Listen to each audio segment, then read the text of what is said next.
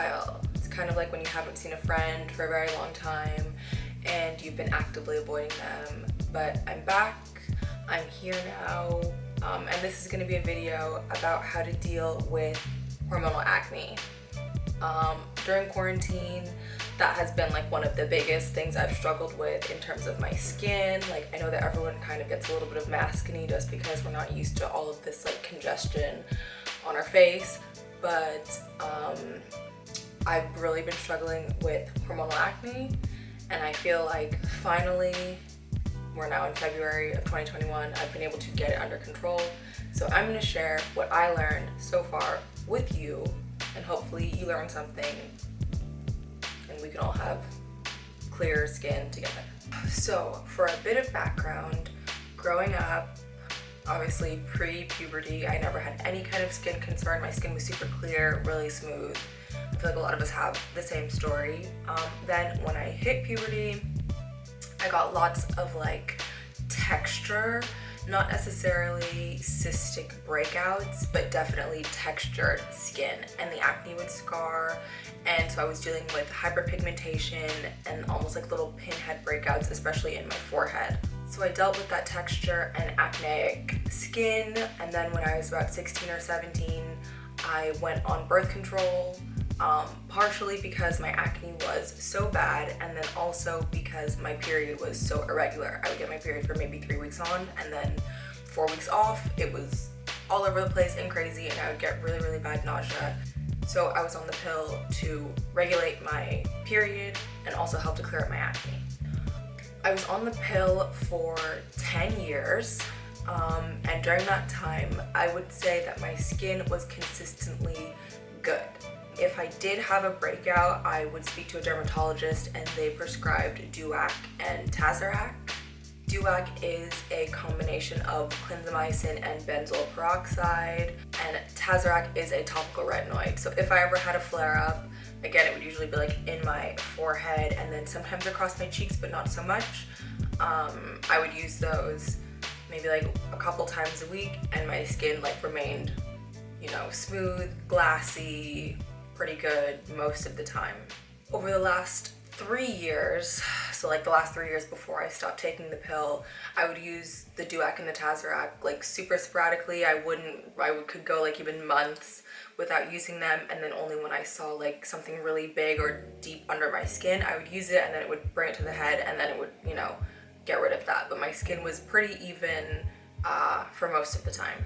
So coming off the pill, I came off the pill in February of 2020, and at first everything was fine. My skin remained pretty consistent,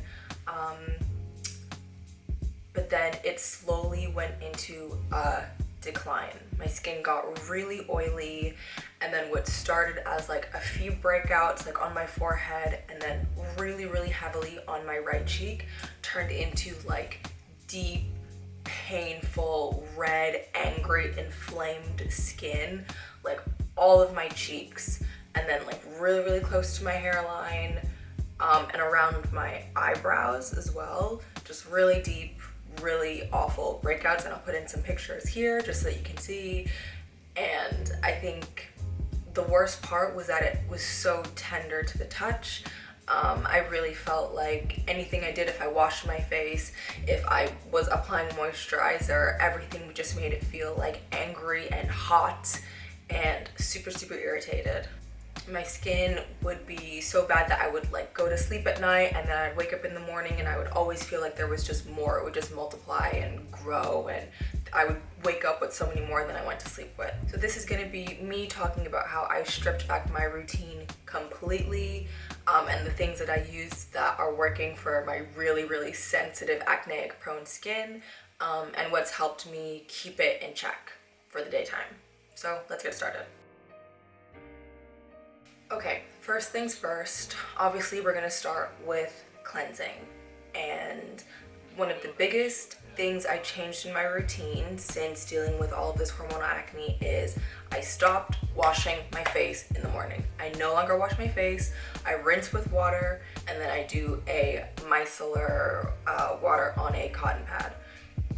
I was finding that every time I washed my face, it felt more irritated, it felt more raw, it felt just like I just was going over like the acne with my hands, and it would just feel like they were just angry at me. So I stopped doing that, and I use micellar water. This is the Garnier Rose micellar water, and also just the regular micellar cleansing water. I use the Garnier one, the simple micellar water, or Bioderma. Those are the only three I use.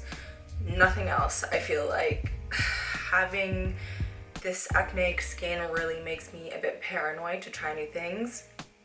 So as you can see, this one is the rose scented one. It's almost done. And then I have a huge 700 ml of the regular micellar water. I go through these. I don't even have to think about it. Whenever they're on sale, I buy like 3 at a time. I always have them on hand.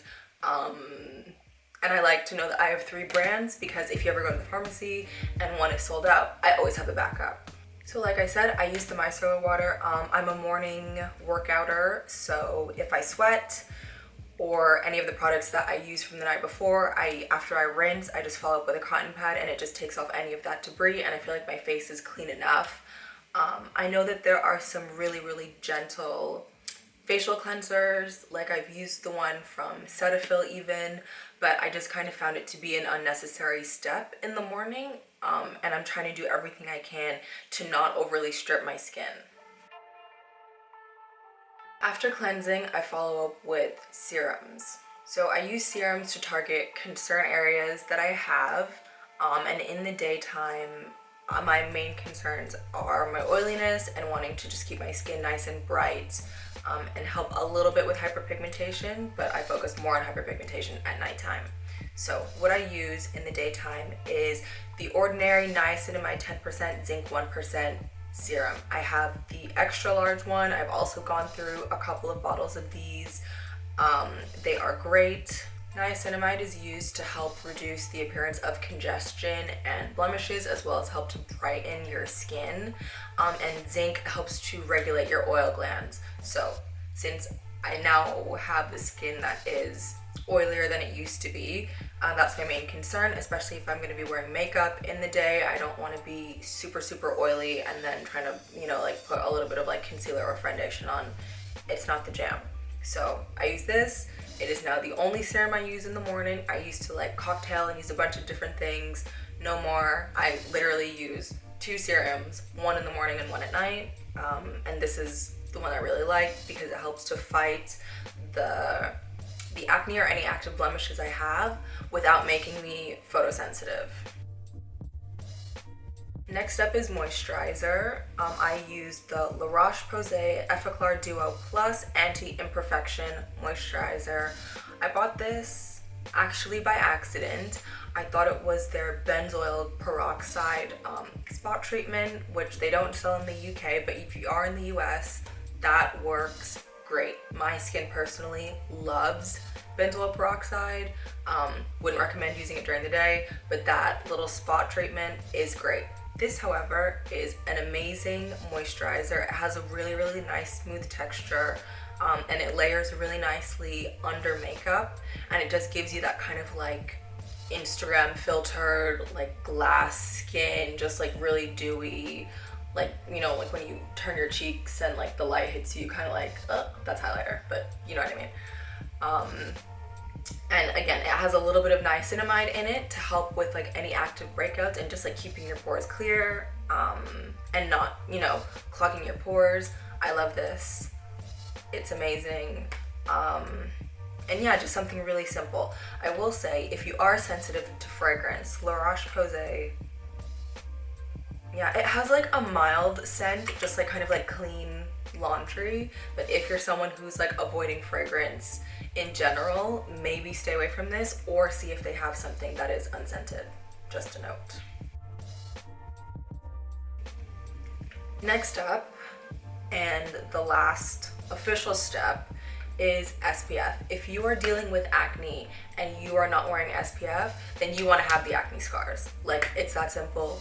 This will help with hyperpigmentation. It will help you not get any more sun damage on that already hyperpigmented spot on your skin. And I didn't even say what it is. This is the La Roche-Posay, and Helios 50 Plus Invisible Fluid Ultra Protection Ultra Resistant SPF. You shake it and it comes out really loose, like very milky, very liquidy. I love this SPF. As a black woman, I have been every color. I have been blue, I have been purple, I have been gray from SPFs. I have looked crazy, like I have put them on and you feel like it's so greasy. This is something also layers well under makeup, pairs really well obviously with the moisturizer, like there's no pilling or anything. This is amazing. I love how lightweight it is. It layers, like I said, and it doesn't leave a white cast. I put it on, I don't need to wait 5 minutes for like the blue tint to subside. No, I put it on, I go about my business. It's amazing, I love it.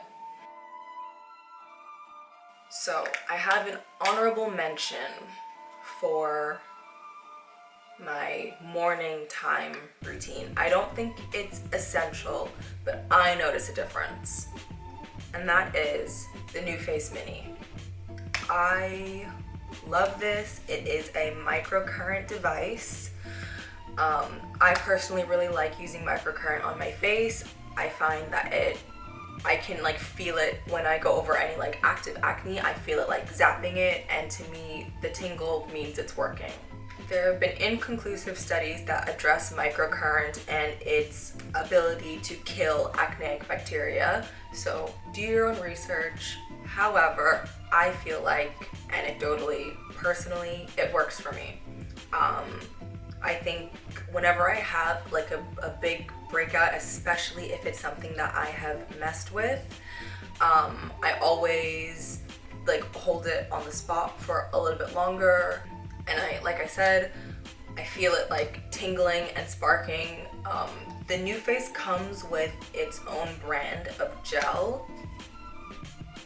That's great. I just use some organic aloe vera gel. I try to make sure that the gel I use is a little bit more like on the natural side for no other reason other than whenever it has alcohol in the gel, I find that it can be a little bit irritating on my skin. So that's just for me personally. You don't have to. When I first was doing the aloe vera, I think I just used like the banana boat for anyone in the States. I like do a layer of that on my skin.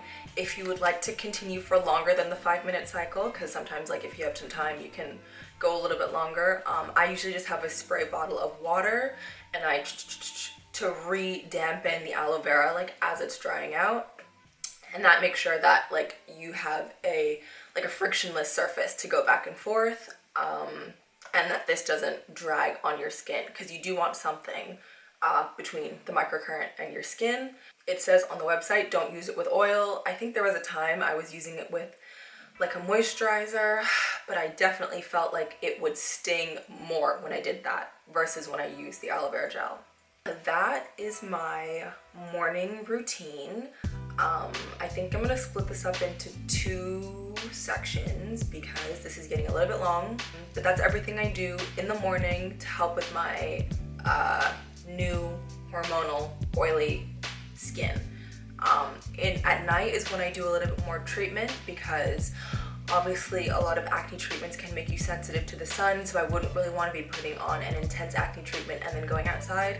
So yeah, come back next time and we'll talk about in the night, where we get more into treatments and prescriptions and, you know, things of that nature that are a little bit more intense in fighting the acne. So I'll see you guys next time.